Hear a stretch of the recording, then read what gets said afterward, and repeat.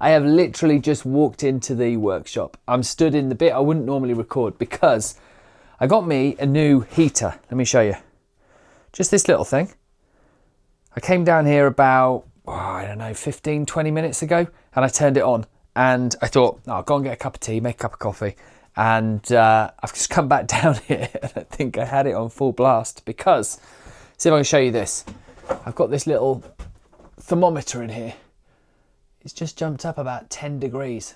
It is now a balmy 18.6, whatever that said, in the workshop. And I'm probably going to sit here, drink a cup of coffee, and then fall asleep in the nice warmth. But before we get into this video, I assume a huge chunk of you are over here because of the giveaway that we're currently running for Patreon. But don't forget, not only are we giving away two to Patreon and members, but also there's two more that are being given away over on the Arcade Belts Europe Instagram page. I think it is one of the hardware belts and one of my favourite woody belts. Now their giveaway ends on 13th, I think it is, of December. So you've got a couple of days. All you need to do is go over to Instagram, Arcade Belts Europe. I'll pop a link in the general chat on Patreon anyway, but do head over to there, support my friend, write Startmaking, click like, follow Arcade Belt Europe, and get yourself in the draw for two of these amazing belts. That way you guys are in two giveaways and, well, double the chances, isn't it? Now, let's get on with the video because I think I did these up too tight. Yeah, this one. Ow. Whew. Right. On with the video. Yeah, it's been a week.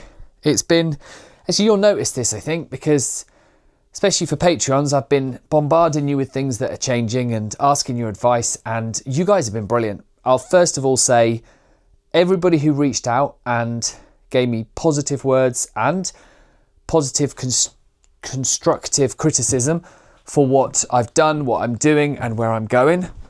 I can't thank you enough. That was amazing. Excuse me. I did ask in the last video for a bit of feedback, and yeah, basically the gist of it has come back as keep doing what you're doing, but what you did before to get the people was what you should be doing more of. And most people were saying if you do it, we'll watch it, as long as it's not completely out there and as long as there's nothing better to watch, which is absolutely fair. But then I'm conscious that you guys are the closest inner circle around the channel, so you guys are going to be the kindest and the most flexible with changes that I make, which is, well, it's phenomenal. So I have done a lot of thinking over this because, and you may think that I'm being a little bit over the top, panicking about views and the way the channel's going, etc, etc. And I don't want to harp on about this, but at the moment, my business lives and dies on views, which is a terrible backstop for it. And it's not something I can get away from. It's not like I can suddenly pivot the business and say, right, nothing else about views. We are only selling plans, or we're only running courses, whatever it is. But what I have to do is make it so gradually the views are less and less important. So I have absolutely hammered myself to get to a stage where I've built up what I call the baseline on this channel. Let me just turn this light off. Probably shining straight off the top of my light bulb head. And by that, what I mean is I've put out videos as consistently as I can, between 25 and 30 a year for the last 120 videos. And with the hope that I'm raising the baseline. And when I first got into this, I thought to myself, every video will increase the baseline, which is the views that I get on my worst videos. So it started off when I first produced the first video that the baseline was 0. Then after about 5, it was probably 10 views. What I could expect if a video didn't get pushed wider. At the start of this year, my baseline was probably 25. And that is about it's probably the peak of it. I guess 40 through the middle of this year, it got to about 35, 40. But now my baseline, considering the last 2 videos, is about 20. So what that means, I think, is no matter what I put out there, I will probably get 20,000 views on it over 2 weeks. Over the first 2 weeks, let's say. It may grow after that. I mean, if you look at the picture framing video. That was such a slow starter. It died on 20, but it's now on 60. That's because of its evergreen nature. These are all things that people talk about in YouTube and videos and the different styles. Sure, we all want these viral videos, but in woodworking particularly, and other genres similar, you've got to really, I guess, accept the fact that some of these videos are going to be evergreen, and you're going to produce them, you're going to make them, they're going to be slow burners because they're searchables. So for instance, the picture frame one, it's not a topic that everyone's going to wow about when it first comes out. Oh my goodness, someone else has done a picture frame video. But as people are searching for how to make picture frames, that's going to come up, so hopefully further up the list as the more views it gets. So I've fought to get this baseline as high as I can, but I'm pretty much done fighting for the baseline now. Now that doesn't mean that I think it will carry me, because if I did 25 videos a year at 20,000 views each, that's just 500,000 views. Is that close? 450, whatever. That's not enough views to carry a channel for a year. That's about £5,000 worth of ad revenue. It's just not enough. So it's not that I'm trying to stop doing that, and it's not going to rest on my laurels, but what it does mean, or what I've decided, is that I need to go back to trying to find the 100,000 view videos. And I thought that meant pandering to YouTube, but it doesn't. It actually means pandering to the channel and me. What I set up, back end of last year, I had probably 10 videos that were skirting around 100,000 views each. They were Dust Extraction Boom Arm, this one, they were the workbench, no, they were the gate, the fence extension for my table saw. There was a few others, and jigs. I guess I didn't clock it at the time. I could actually look on my phone to tell you these out videos, but I didn't clock it at the time that I was on what I think was my most growth trajectory that I could have been on at that stage, because people want workshop stuff. So I have to double down on that for firstly. And actually quite a few of you who messaged me said the same thing, that how I use a small space is really one of the reasons that you are part of this channel and watching. So that we need to double down on. The other thing, at the end of the year, we hit the Christmas builds video. That's now on about 500,000 views. Now, that one went off. It's the only video that I've ever had where I thought, oh my goodness, we could hit 1 million views within the first 2 months. I was wrong, but it went really well, and it brought a lot of people to the channel who like builds and beginners. I'm doing that video, and I'm going to make a prediction. I'm doing it tomorrow. No, Saturday. It's coming out Saturday. My prediction is this, and it's not negative. The prediction is, judging from the Christmas list that did worse than last year's Christmas list, which is fine. Judging from that, I think the builds one, as it's not coming on the end of 10 videos over 100,000, is probably going to tank. But it is going to help me with my new directions. And that's why I've purposefully put it out again. One, I love it and I need to build stuff. But two, I've purposely put it out because I think I can use it to grow the other stuff that I'm growing right now. And this is where I have not been smart in the past. I've vlogged myself to do YouTube for 4 years now, nearly 3.5 years. And I haven't touched Facebook, haven't touched Instagram really. I haven't touched any of these. And you know that I've asked you to follow me over on Facebook, and 70 of you jumped across, which is incredible considering I only put it out there to maybe 300, 400 people. But I'm such a dinosaur with this. But anyway, that video with the builds, the reason that's good is because I can break it down. There's probably 5 categories on there. I can make it 5 reels on Instagram and Facebook. They only like 3-minute stuff. It's a 20-minute video. It's perfect. So I can really experiment with that, and it gives me a lot of content to keep me going for about a fortnight's worth of uploads onto Facebook. So that's brilliant. And I'm hoping people get behind it on YouTube though, because of the belts. I meant what I said in the last video. That is a friend of mine who approached me and has paid me to advertise their belts. I could do with more than the 18,000 views the last one had. So I'm hoping this will cross 20 and get closer to 30 as a bare minimum. Anyway, hopes and dreams. Let's not talk about those. We're here to talk about behind the scenes and all that. I've talked about a lot of things changing on the back of our last conversation. So Facebook has started. I have no clue what I'm doing on Facebook. Instagram has started. I have no clue what I'm doing on Instagram. Facebook actually excites me, not because I particularly think it's user-friendly or it doesn't connect me with anybody, which is sad, but I get that from YouTube and Patreon. But Facebook excites me because it is risk-free uploading, because at the moment I'm making nothing off Facebook. If I can get monetized, which they have to invite you to, so how long's a piece of string on that? If I can get monetized, then I can hand the entirety of that over and hopefully someone will run it for me. But that's the next step. I am about to put on a load more 3D print files onto the website, and I'm going to put both free and paid on there. So I'm hoping that's another string. We'll see. Oh, and I'm working on a 3D print video I'm going to tell you about in 2 seconds time. Can't remember if I said this in the last video. I'm going to tell you my next 4 or 5 video ideas that are coming up, and I haven't figured the order out yet, but 4 top tier patrons actually are due a live chat with me in January, and I'm going to be asking because they also have an input in what gets released.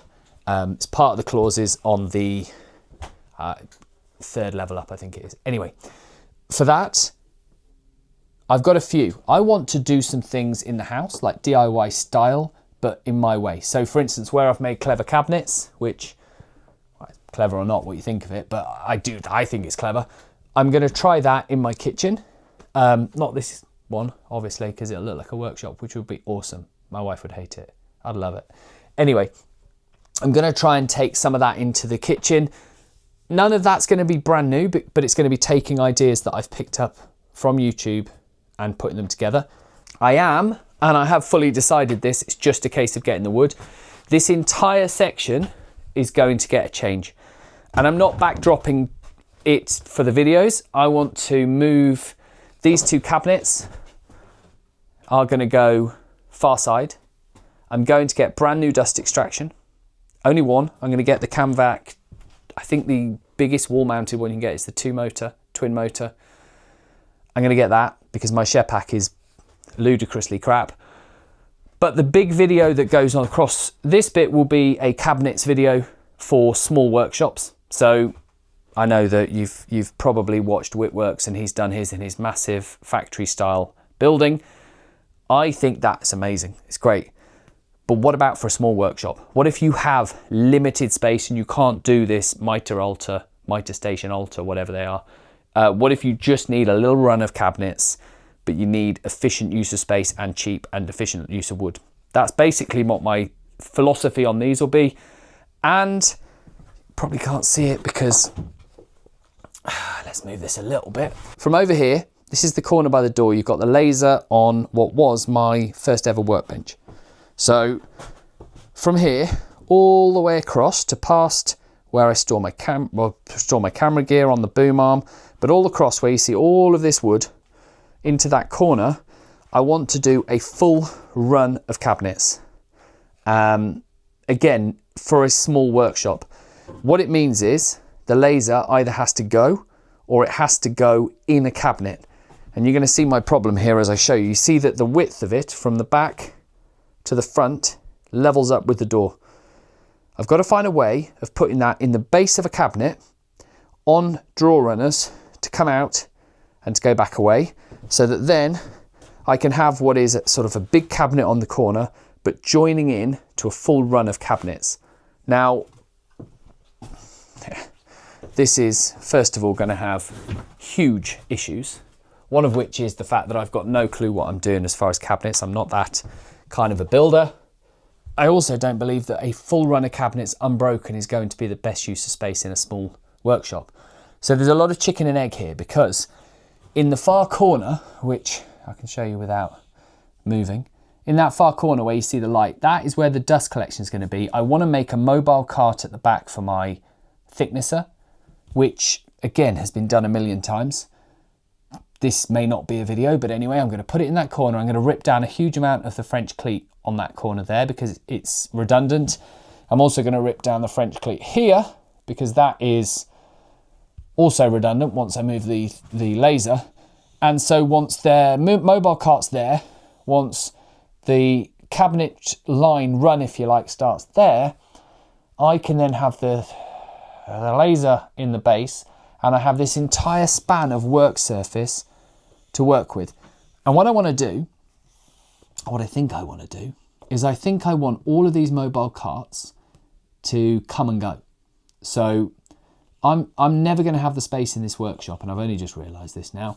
I'm never going to have the space in this workshop to have a big jointer or a big drum sander, whatever it is. I'm going to need little units. And I'm also going to need to be able to move things over to close to this table, for instance, like the thicknesser. So I need to decide what's on wheels, what's not, and I'm going to have a few gaps along the sidewall in the run where I can just slot a workbench or mobile cart under. And so if I can make a few that are switchable, so they're exactly the same size, same footprint, maybe the thickness is not being used, it can go over there while another thing goes over there. It just keeps everything moving, because the biggest problem I've got in this workshop is static big block furniture and tools. If I can get past that. Anyway, so here's the videos. The back wall cabinets, there needs to be a theme on that, and it's probably going to be as cheap as you can. The side wall cabinets, then there's going to be, and that's going to be, I'll have to think what differentiate that from the other one. Then there's going to be mobile carts, dust extraction, and an outdoor project to free up that entire wall, because the wood, I'm going to build another small shed, but with a twist. It's going to be purposefully designed for full sheets of plywood, because I can't fit them in here. So it's going to be a very long, very thin shed with basically a sliding compartment for full sheets of ply, and then double doors that open on the width. So you would have a central wall, if you like, going the length of it, and then those two doors will open and there'll be shelves for storing normal bits of wood. If I can clear every bit of wood out of here and then get the cabinets in, I think I've got something really good and spacious that I can film in, make in, and be very happy in. So there's 5 projects right there, and the kitchen makes 6. I do need to find ways of making them unique and to make them interesting as videos. So for instance, the dust extraction, it can't be your standard, what is dust extraction, the Whitwork style one, the Lincoln Street Woodworks one. I think it has to be specific to me, and it has to be tiny shop dust extraction. I have the makings of something that I think is very cool in the fact that I still use it. I'll show you. There we go. This boom arm. Okay, this boom arm is going to feed all of the cabinets down that side. So that will be for small tools.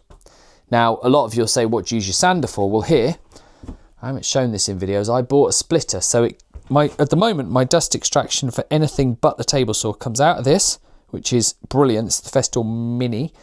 Goes into this, which is a Cyclone, using this, which is a solid cyclone base, so it never crumples. And I promise you this, I tested the airflow from machine with nothing on it. It is identical to machine through the cyclone, through the splitter, and out of this hose. So the first hose just goes to my sander, second hose goes to the boom arm. Now the boom arm, interestingly, is 2 meters longer hose, and after 3 meters of hose, when you change to 5, you lose.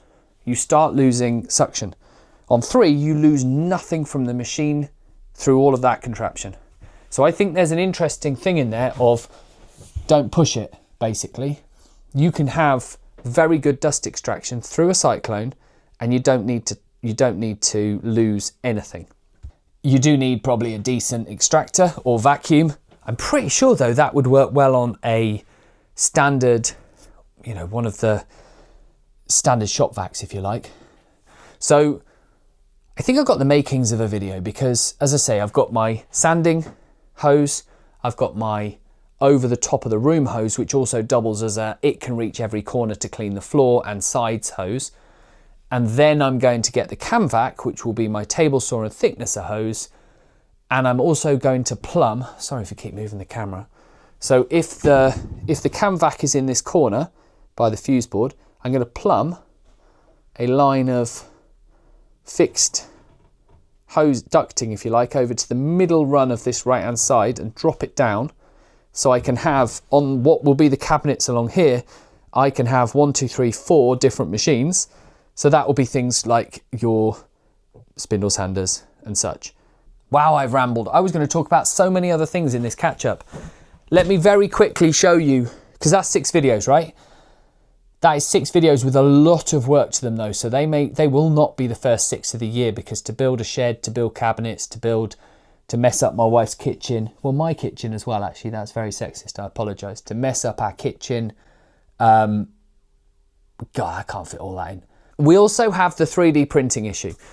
I am full in on the 3D printing because it is a passive income for the business and it's something I'm passionate about. And so, I'm going back to some of my favourite builds. This was only ever a prototype. It wasn't perfect, but it is still top 10 favourite build of mine. And it's janky at the moment, I'll be honest, but I have been starting to put together a 3D print replacement. I'm just trying to think of ways that I can make it adaptable. So I can do different iterations of it. So basically it'll probably mean, in my stupid novice way of looking at it, I just need to make about 10 different versions on the files and sell them all in one bundle. And that's fine, I'll do that. Because I do think these little hacks for small workshops make a huge difference when you start putting them on a French cleat wall, or just screwing them onto the wall, because again, I haven't really figured out how to put a French cleat on this yet. Might just end up with 2 screw holes and jobs are good. But I'm going to look back and put together a 3D print video, and it will be the last shot at putting 3D printing on this channel. Hold me to that. Where I do that, I've done a 3D printed French cleat, because the whole idea of this is nobody people without a laser in the UK can't get their hands on these, and I just didn't want to stand over my laser making this into a business. It's just not feasible. So I made some out of 3D printing. So if anybody thinks they're pretty cool, they'll be coming very, very, very soon. And I'm just going to look back over all of the things that I've enjoyed doing on my French cleat wall in wood, and I'm going to see if there's little tweaks. I don't think I'm going to replace mine with plastic, but I certainly think there's something out there for people who want to have a nice, clean, crisp workshop with perfectly efficient storage. So that is going to be the last shot at trying to put 3D printing on this channel, to see if the channel can sustain it. Right, that's half an hour of me gibbering on. I forgot to turn the heater off. We're now up to 22 degrees. So I'm going to turn it off before I expire. And I'm going to thank you again for everything, for helping me out, for listening, for advice, for all of you reaching out, for everybody in the chat who's shown their cool workshops. I might put like a collage video together or something like that for Patreon, because I love that. I love the ones from the massive spaces to the tiny spaces. Thank you so much for doing that. That's wonderful. If you're not in the chat rooms, take a look, keep it positive. And that goes for everything you're doing over the next week. Enjoy yourselves. Take care of yourselves. Thank you so much for listening. I'll see you on the next one.